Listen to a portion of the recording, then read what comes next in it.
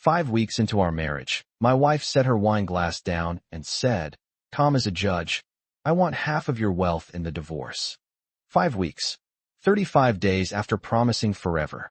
She thought Texas law would hand her my company, my house, my net worth. I didn't argue. I didn't raise my voice. I just asked, are you sure? What she didn't know was the business wasn't mine to split. The ownership sat inside a trust built years before I met her, locked tighter than a bank vault. In court, her smile faded in under 60 seconds. And that was only the beginning. Let's not waste time. I want half. That's what my wife said 5 weeks after we promised forever. 5 weeks. 35 days of marriage. And she was already calculating an exit strategy like it was a quarterly report. I remember the way the kitchen lights reflected off her wine glass, the way her voice stayed steady, almost rehearsed. We were supposed to be celebrating 1 month as husband and wife. Instead, she slid a folder across the marble island like a business proposal. Inside were preliminary divorce papers. She didn't cry. She didn't yell. She simply said Texas is a community property state, and she was entitled to 50%. 50% of the company. 50% of the house. 50% of everything I had built before she ever walked into my life. I didn't respond right away. I just looked at her, trying to reconcile the woman I married with the stranger standing in front of me. My name is Ethan Caldwell. I'm 38 years old, born and raised in Fort Worth, and I built Caldwell infrastructure from a rented pickup truck and a $4,000 line of credit. I've poured concrete in 105-degree heat, signed contracts at 2 a.m., and missed more holidays than I care to admit. None of it was handed to me. And yet, there she was, 5 weeks into marriage, asking for half like it was a refund policy. The strange thing wasn't her demand. It was her confidence. She spoke like someone who had already won, like someone who had done the math and liked the outcome. Looking back, the signs were there. The casual questions about valuation. The sudden interest in ownership structures. The way she once asked, is everything solely in your name? As if it were small talk. At the time, I thought it was curiosity, maybe even admiration. I see it differently now. That night, I didn't argue. I didn't accuse her of anything. I just set my fork down and asked one question. Are you sure you want to do this? She mistook my calm for fear. I could see it in her eyes. She thought I was cornered. What she didn't understand was that I learned a long time ago never to build anything without a foundation no one could shake. And while she was counting what she thought was mine, she had no idea what actually belonged to me. Or more importantly, what didn't. I did not sleep that night. Not because of anger, but because of clarity. When someone shows you their hand too early, you do not panic. You study it. Olivia stayed upstairs in our bedroom, moving around like everything was normal, like she had simply scheduled a meeting for the following quarter. I remained at the kitchen island long after the wine had gone flat, staring at the folder she left behind. The language was clean. Strategic. It mentioned equitable division, asset valuation, and immediate filing. This was not impulsive. This was prepared. That realization did not hurt the way you might expect. It sharpened something in me instead. I have spent my entire adult life building things that withstand pressure. Bridges that carry 80,000 pounds without bending. Foundations that hold through Texas storms. You do not survive in my industry by reacting emotionally. You survive by anticipating failure before it happens. And somewhere in the back of my mind, long before I met Olivia Monroe, I had already prepared for a storm I hoped would never come. The next morning, she was cheerful. Coffee brewing. Morning news humming in the background.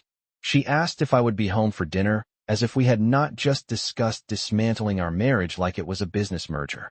I watched her carefully. The confidence was still there. She believed the law was her leverage. Texas recognizes community property, and she assumed my entire empire sat under that definition. She did not understand structure. She did not understand separation between control and ownership. She only saw the surface. I left for the office at 7:30, the same time I always do. Caldwell Infrastructure Headquarters sits 12 miles from our house, a glass building overlooking Interstate 30. I built that place with money earned before she ever knew my middle name. As I walked through the lobby, employees nodded like usual. Nothing had changed, except everything had. In my office, I closed the door and opened a secure file I had not reviewed in years. Documents drafted 8 years ago. Signed, notarized, sealed. The Caldwell Infrastructure Trust. At the time, My attorney told me it was excessive. I told him I did not build anything halfway. The trust owns the holding company. The holding company owns the operating entities. My title says Chief Executive Officer. It does not say owner. That distinction matters more than most people realize. Around 10:15, my phone buzzed. Olivia. I let it ring once before answering. She asked if I had spoken to an attorney yet. Her tone was light, almost curious. I told her not yet. That was not entirely true. I have worked with the same firm for a decade. They structured every contract I sign. They know my books better than I do. I ended the call politely. Then I scheduled a meeting for that afternoon. Not to defend myself. Not to negotiate. But to confirm what I already knew. When you build something correctly, the storm does not break it. It reveals who never understood it in the first place. The conference room at Whitaker and Sloan overlooked downtown Fort Worth, all steel and glass and quiet authority.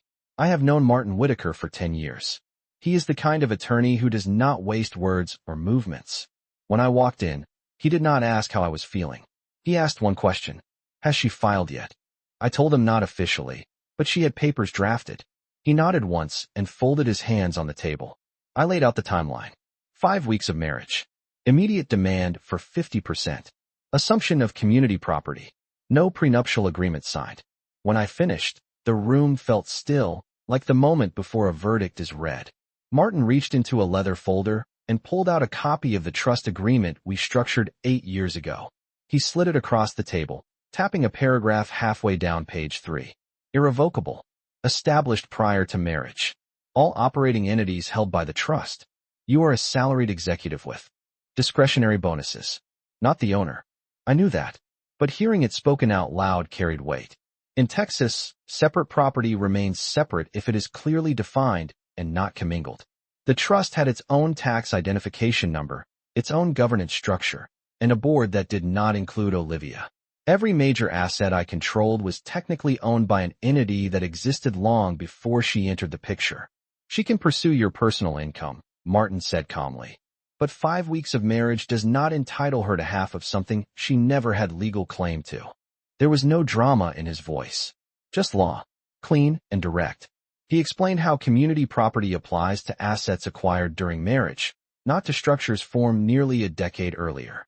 He explained how appreciation inside a trust does not automatically convert into marital property. And he explained that intent matters. There had been no transfer of ownership. No blending of accounts. No reckless paperwork. I had built layers for operational efficiency, not for this scenario, but the effect was the same. Protection. I leaned back in my chair and felt something settle inside my chest. Not relief. Confirmation. Olivia had studied headlines, not structures. She saw valuation numbers in business magazines and assumed ownership worked the way it does in romantic comedies. 50% of everything. Clean. Simple. Emotional. Reality is rarely simple.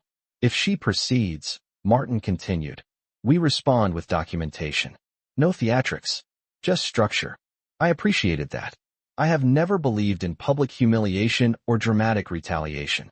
When you are right, you do not need volume. You need paperwork. By the time I left the office, the late afternoon sun was cutting across the highway, traffic moving steady at 60 miles per hour. I called Olivia on the drive home. I kept my tone even. I told her if she wanted to move forward, we would do it properly. Through attorneys. She sounded almost pleased. As if this was progressing exactly as she planned. What she did not hear in my voice was panic. Because there was none. What she did not understand was that the foundation she believed she was dividing had never been hers to touch. And when someone builds on assumptions instead of facts, the collapse is not loud. It is quiet. It happens on paper. That evening, the house felt larger than usual, like the walls had quietly shifted an inch outward. Olivia was in the living room when I walked in, scrolling through her phone, posture relaxed, legs crossed, the picture of someone who believed momentum was on her side. She looked up and asked if I had thought about her proposal. Not our marriage. Her proposal. I told her I had spoken with counsel. Her eyebrow lifted slightly at the word. Counsel sounded heavier than lawyer. More deliberate. She asked what they said. I told her the truth without giving her the advantage. I said we would follow the law precisely. Nothing more. Nothing less. She smiled in a way that suggested she believed precision favored her. Over the next few days, She moved through the house like a tenant preparing for inspection. She took photos of furniture, screenshots of bank balances. She requested access to financial statements she had never cared about before. It was almost clinical. I observed without interruption. There is a discipline in saying nothing when someone expects resistance. The more confident she became, the clearer her assumptions revealed themselves. She referenced market valuations she had read online. She mentioned industry estimates of my company's worth as if articles equaled ownership. One afternoon, I overheard her on the patio, speaking softly into her phone. "He did not even make me sign anything," she said. "It is straightforward." That word lingered. Straightforward. As if years of legal architecture could be flattened into a headline. I did not confront her. Confrontation feeds emotion. Emotion clouds strategy. Instead, I returned to the office and continued operating as usual. Payroll cleared. Contracts moved forward. Equipment bids were reviewed. Nothing paused because my personal life had shifted. That is the thing about structures built correctly. They do not depend on moods. By Friday, she informed me she had officially retained representation. Her attorney would be filing within the week. She delivered the news with measured calm, as though granting me advance notice was generosity. I thanked her for the update. That seemed to unsettle her more than anger would have. She studied my face for cracks that were not there. "You seem very calm," she said. I told her I prefer clarity over chaos. That answer ended the conversation. Later that night, I reviewed the trust documents again, not because I doubted them, but because I respect detail. Every clause had been drafted long before. I met her. Every asset categorized. Every separation clean. There had been no commingling of funds, no retitling of property, no structural shortcuts taken out of convenience. 8 years ago, when the company first reached significant valuation, I decided I would never build without protection. Not because I expected betrayal, because I respect risk. Marriage is built on trust. Business is built on safeguards. The two can coexist, but only if boundaries are understood. As I turned off the lights and headed upstairs, I realized something important. Olivia believed she was initiating an ending. In reality, she was initiating a process. And processes, when governed by structure instead of emotion, tend to reveal exactly who understood the rules from the beginning. The filing happened on a Tuesday morning at 9:14. I know the time because Martin forwarded the stamped copy the moment it hit the clerk's system. Olivia did not mention it at breakfast. She poured orange juice, asked if I wanted more coffee, and spoke about a charity event next month as if paperwork had not just been set in motion to divide our lives. By noon, I had read every line. Her attorney requested full financial disclosure, valuation of all corporate entities, division of marital assets, and temporary spousal support pending proceedings. Temporary support. After 35 days of marriage. The language was confident, almost aggressive in its assumption that scale equaled entitlement. I sat in my office overlooking Interstate 30 and let the traffic move beneath me like a steady reminder that momentum does not stop because someone miscalculates. Martin called shortly after. His tone was even. "We respond with documentation. Nothing emotional." That was fine with me. Emotion is expensive. Documentation is efficient. Over the next 48 hours, our team assembled structured responses. Trust formation date. Articles of organization. Tax filings predating the marriage by years. Board resolutions establishing governance independent of any spouse. Payroll records reflecting my compensation as a salaried executive rather than equity holder. Every document told the same story. Control does not equal ownership. Salary does not equal shareholding. Olivia, meanwhile, seemed energized. She scheduled meetings with her attorney and returned home speaking in legal vocabulary she had clearly rehearsed. She mentioned equitable division again. She mentioned how judges often consider lifestyle. I listened without interruption. The lifestyle she referred to had been established long before she entered it. The house was purchased under the trust. The vehicles were titled to the holding company. Even the artwork on the walls had been acquired years prior and cataloged accordingly. The only asset clearly formed during our marriage was a joint checking account opened for convenience. Its balance was modest. On Thursday evening, she placed her phone face down on the counter and studied me. "You know this is going to be expensive," she said. I agreed. Legal processes are rarely cheap. What she meant, I realized, was that resistance would cost me. She still believed pressure would force negotiation. She believed I would offer settlement to avoid exposure. But exposure requires vulnerability, and vulnerability requires oversight. I have built my career eliminating oversight risks before they become liabilities. By Friday, her attorney formally requested preliminary mediation. That was faster than I expected. It signaled confidence, perhaps even urgency. Martin smiled when I told him. Confidence without leverage burns quickly, he said. I did not celebrate. I did not gloat. I reviewed numbers. I reviewed timelines. And I considered something quieter. 5 weeks earlier, Olivia had stood beside me exchanging vows. Now she stood across from me calculating percentages. The shift was not loud. It was procedural, and procedures, when tested against structure, tend to expose exactly where assumptions outrun reality. Mediation was scheduled for the following Wednesday at 10 in the morning in a neutral office building downtown. 12 floors of polished stone and controlled voices. Olivia arrived early, dressed in a tailored cream suit, posture straight, expression composed. She looked like someone walking into a negotiation she expected to win. I arrived 5 minutes before start time, briefcase in hand, no entourage, no visible tension.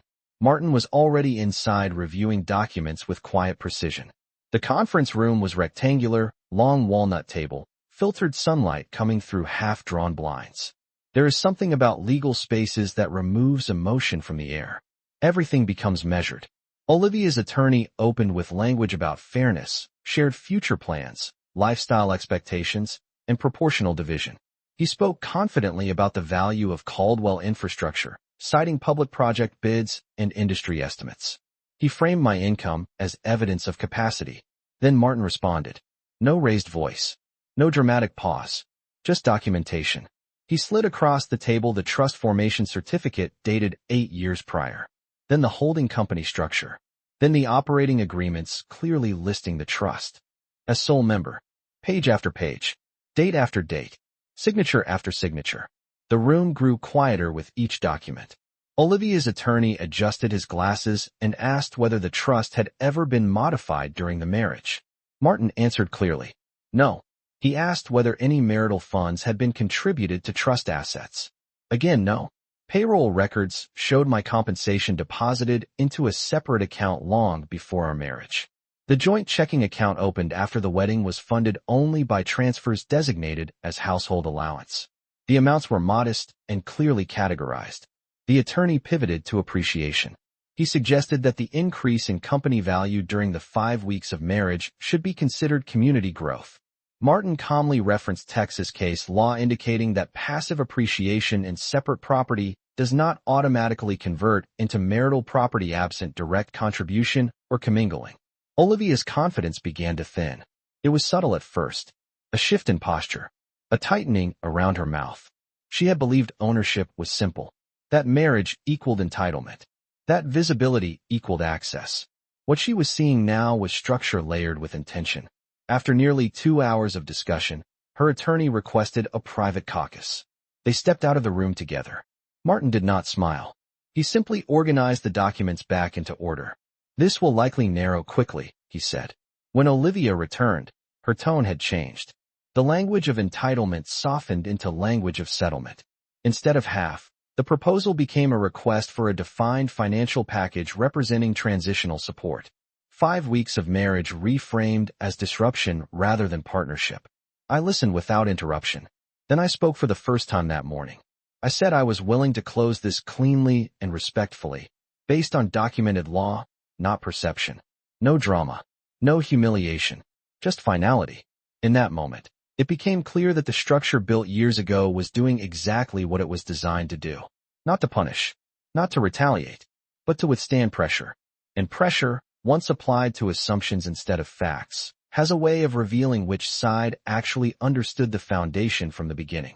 By the end of mediation, the numbers had changed, but the atmosphere had changed more. Olivia no longer spoke in percentages. She spoke in proposals. Her attorney requested a short recess before presenting what they called a reasonable resolution. Reasonable meant contained.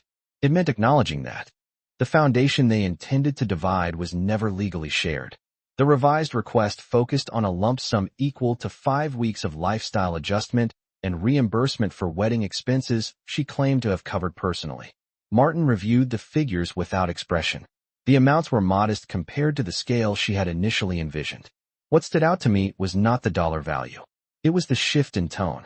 Entitlement had softened into negotiation. Assumption had given way to documentation. I agreed to review the proposal over the weekend, not because I needed time to decide, but because measured pacing reinforces control. When we left the building, Olivia walked beside me in silence. The elevator ride down 12 floors felt longer than usual. In the lobby, she finally spoke. She asked why I had never told her about the trust structure in detail. I told her she had never asked in detail. There is a difference between curiosity and due diligence. She stopped walking for a moment, as if recalibrating the narrative she had built in her mind. Outside, the Texas sun was bright, traffic steady, life continuing without pause. Over the next 2 days, I reviewed the settlement draft carefully. It included a confidentiality clause, a mutual release of claims, and a clean dissolution timeline. No spousal support beyond the agreed amount. No ongoing financial tie. Clean separation. Martin confirmed that accepting would close the matter quickly and eliminate further legal expense. He also reminded me that pursuing dismissal through extended litigation would likely reduce her position further, but at the cost of time and distraction. I chose efficiency. On Monday morning, I authorized the settlement with minor adjustments clarifying that no admission of shared ownership existed. By Tuesday afternoon, both sides had signed. The marriage that had begun with ceremony ended with signatures. No raised voices. No courtroom spectacle. Just ink on paper. When Olivia came to collect the remainder of her belongings later that week, the house felt different again. Not larger. Clearer. She paused in the entryway and looked around, perhaps measuring what she had believed she could claim.